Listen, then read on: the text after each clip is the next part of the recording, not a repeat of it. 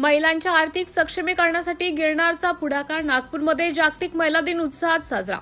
महापौर सौ नीताताई ठाकरे यांच्या हस्ते सोहळ्याचं उद्घाटन.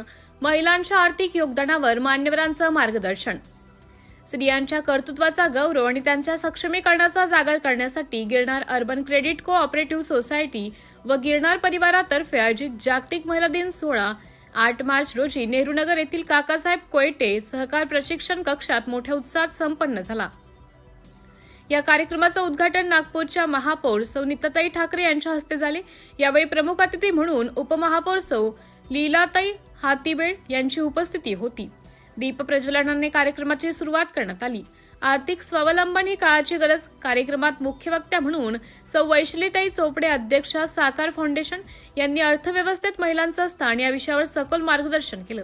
त्या म्हणाल्या की बदलत्या अर्थव्यवस्थेत महिला केवळ ग्राहक नसून त्या मुख्य गुंतवणूकदार आणि आयोजिका म्हणून समोर येत आहेत. महिलांचे आर्थिक स्वावलंबन केवळ त्यांच्या कुटुंबासाठीच नाही तर महाराष्ट्राच्या प्रगतीसाठी महत्त्वाचं आहे. मान्यवरांची उपस्थिती.